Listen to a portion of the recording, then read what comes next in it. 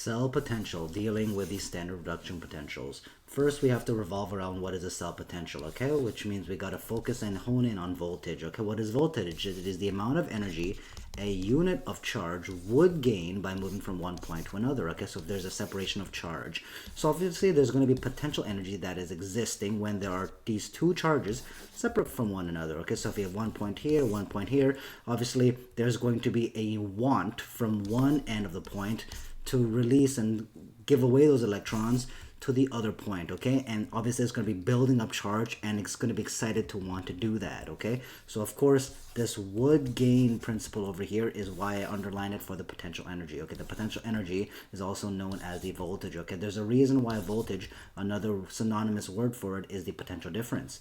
So what does voltage depend on? It depends on oxidizing reducing agents, it depends on the concentration of the salt solutions, it also depends on the temperatures of that salt solution and the atmospheric temperature and pressure, okay? So based on all these factors, it's going to be difficult to zone in on what is going to be the actual factor. We need a constant condition to arbitrarily refer to. This is known as the standard cell potential. Once all of these conditions here are met, these are going to be relied as control variables, so that the only factor that actually changes that we can actually test now successfully are going to be the oxidizing reducing agents. Okay, so let's have a few look at these. We'll first look at this one over here, this 1/2 reaction over here.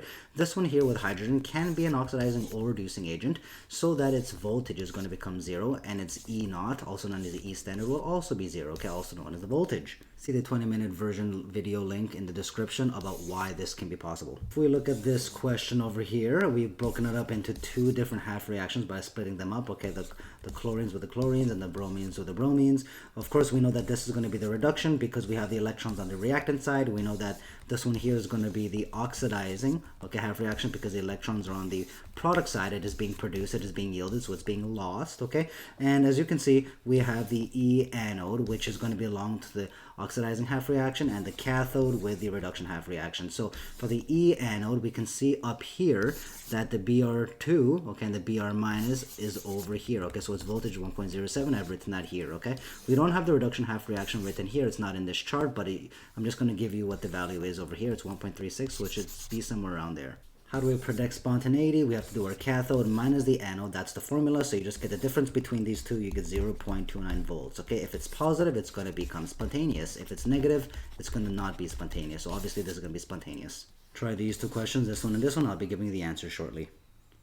This is the answer to the first question. This is the answer to the second question.